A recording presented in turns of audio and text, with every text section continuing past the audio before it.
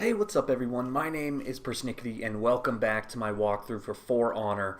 This is on realistic difficulty and we are still on the Knights chapter. So the game's separated into 3 chapters, Knights, Samurais, and Vikings, and the first chapter for the Knights is composed of 6 levels, and in this video we're going to be moving on to level 5, Sabotage, where we get to play as a new character type. But before that, listen to some cool dialogue and I'll see you in the gameplay. Valkenheim. We needed to reach the fortress at Sverngard before the Vikings had a chance to respond. But at the great cliff that splits the valley in half, we found our way forward blocked. Fortunately, we had a peacekeeper, Mercy, among our ranks.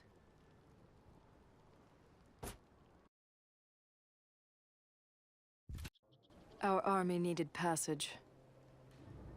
The Warborn can be creative when they want to be.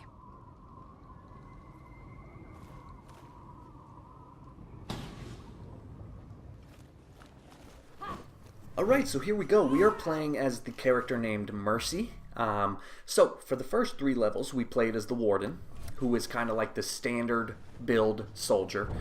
In the previous level, we played as, I can never remember his name, Holden something.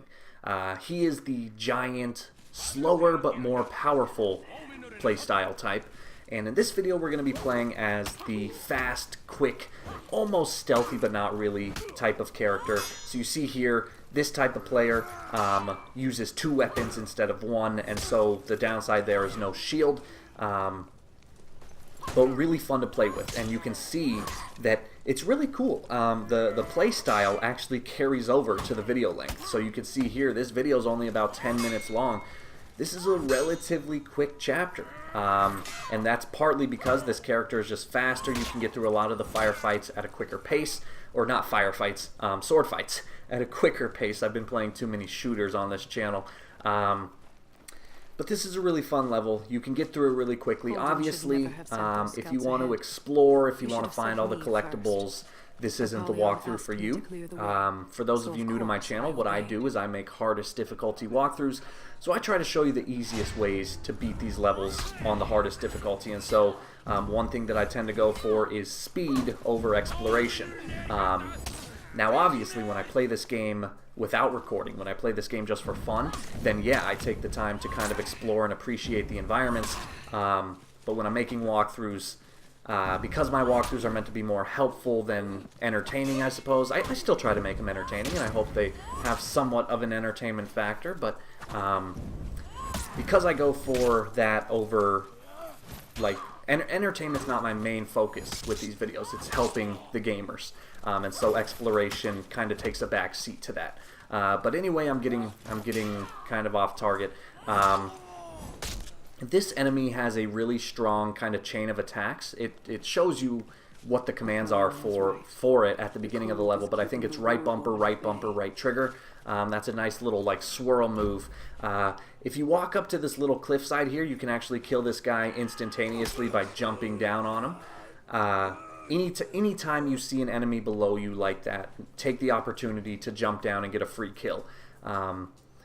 And then also, you know, anytime you see enemies on bridges or cliff sides or anything like that, then use the throwing mechanic to throw them off the edge, again, for a quick kill. Now, I seem to have poor luck with these abilities, the up abilities. So you see in the bottom left corner of the screen, you can have 3 abilities: the left ability, up ability, and right ability. The left and right abilities, those are ones that you get to pick at the beginning of each level. The up ability are abilities that you find in the level itself. So for my abilities, I'm using the left and right. I'm using health and broken shield. Health, it allows you to replenish your health slightly every time your health gets low, or I mean not that. It replenishes your health a little bit every time the ability regenerates. So typically it takes about 30 to 45 seconds for these things to come back. The right ability, which is the broken shield, that makes your attacks unblockable for 30 seconds, or later on if you upgrade that ability for even longer. That's my favorite ability in the game. It's really powerful, and it's really helpful against certain types of enemies, such as Honestly, the enemies that are similar to me right now, so the enemies that use two weapons instead of one, because they tend to be faster and their moves tend to be harder to predict. And I also like to use that ability on boss fights because the bosses are a bit tougher, so if you can get by without, you know, having your attacks blocked, that makes things a lot easier. Alright, so this is what I was talking about earlier. This is where my walkthrough is going to kind of differ from others, because you can see here, this is where exploration comes into play. You can see how big this map is. There's a lot of different paths you could be taking right now, so I decided to go up. Instead, I could have gone down. But basically, what we're trying to do here is we're trying to get into the stronghold at the top of this little mountain. So you can imagine that any path that takes you up, that's going to be the path you want to take. In general, that's going to be the quickest path. A lot of the other paths just kind of take you around to find the collectibles, and there's the other thing that's probably the biggest factor is a lot of the other paths have enemies on them, even though those paths don't lead directly to your objective. So my philosophy is, if you're playing on the hardest difficulty, why make it harder on yourself? It's already set to the hardest setting, so you want to make it as easy as possible. And if you can take a path that doesn't have enemies on it, or more importantly, if you can just avoid a path that doesn't have enemies on it, I would go with that. And another cool thing, these levels are generally pretty short, and by playing through them again, you can gain experience every time you play, and that experience helps you advance in what's called your story level. And there's actually an achievement for hitting the max story level, which is 30. So even if you have to go through and play this level like 2 or 3 times, once on normal, once on realistic, and then once to get all the collectibles, you're still, you know, it's not all worthless. You're still gonna get experience, which if you are someone who cares about getting achievements and trophies, then it's all going to help you in the long run, because you'll be able to get to level 30 much quicker, and that'll be a big achievement for you. Okay, that sounded kind of rude. I didn't mean that sarcastically. I meant that that's a big achievement in the game, is getting to level 30, because it takes a lot of experience to do. So I meant that would be a nice achievement to get if you're someone that cares about collecting the achievements and trophies, which personally I am, so that's something that I'm going to be trying to do. So you see here, once again, I kind of just tried to save myself some effort. I pushed those 2 enemies off the bridge instead of fighting them. Now when you get up here, there's actually this little hidden path to the right, and if you take that, you can make your way around a couple of enemies. So this is a nice little kind of stealthy approach. This game, or at least this level, does not incorporate stealth in any way, but there are very few instances where you can use it to your advantage. So like when you jump on enemies from the cliffside above them, or like right here, if you kind of take this path, if you sprint right here, those enemies behind us won't chase you, and you'll come to this fireplace here, and there's going to be 3 enemies that you have to worry about. But the cool thing is, you can actually completely bypass these guys. Sprint around the fire, get away from them, run down this path right here, and when you get to this little drop, you'll see there's an enemy below you. So what you're going to want to do is just lock onto him, jump down for an instant kill, and there you go. Those 3 enemies that were up top, they're not going to follow you down here. So we basically just bypassed like 5 enemies, and then we got a free kill. Super simple way to do this level.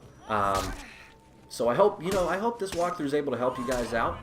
So far this game really doesn't seem too difficult. I will say that the last level of the night campaign, level 1.6, that was a bit challenging, but that's to be expected since it's like it's the last level of the chapter. That means it has the toughest bosses and things like that. So I wasn't like upset or anything that it was hard, but for the most part, these first 5 levels weren't too bad. I didn't think that there was any particular moment that was unfair or personally just exhausting. Really not too hard of a difficulty in my opinion. But of course, you know, every gamer is different. Some things I might find easy, you guys might find hard, and of course, things that you find easy, I probably find hard.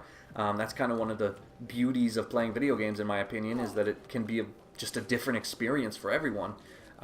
So the point I'm trying to make is I hope that these walkthroughs are somewhat entertaining. I hope you enjoy them. I hope they're able to help you through the difficult sections. And then, you know, all I ask is that if you feel like supporting my channel, feel free to subscribe, leave a comment, leave a thumbs up, anything like that.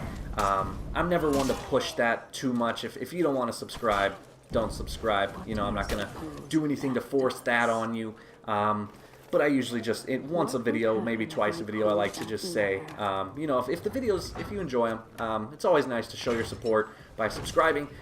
At the time of this video, I actually have, I think, 729 subscribers, and my current goal is to get to 1,000. So I'm really hoping I can hit 1,000. My hope is I can hit 1,000 before summer vacation, which comes in May.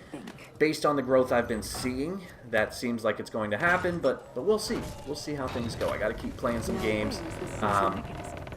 You know, whatever. That's not my main focus. I never set out on this channel with a subscriber count in mind. I enjoy playing video games. I enjoy helping people, so I figured why not combine the two. Anyway, bypass that guy there, climb up this ladder, and all you gotta do now is kill this guy, and you're done with the level. I saw that my shield ability was almost regenerated, so I decided to wait for that to respawn, because of course, as you can see, as I told you, this is the last guy, which means he's going to be a bit tougher. So you just want to make sure you have all of your abilities at your disposal. And of course, if you get overwhelmed, this is kind of a small room. You can always drop down that ladder, put some distance in between yourselves, and just give yourself some time to calm down. But there you go, guys. Kill this guy, and you're done. Thanks for watching. Like and subscribe if you get the chance, and I'll see you in future videos.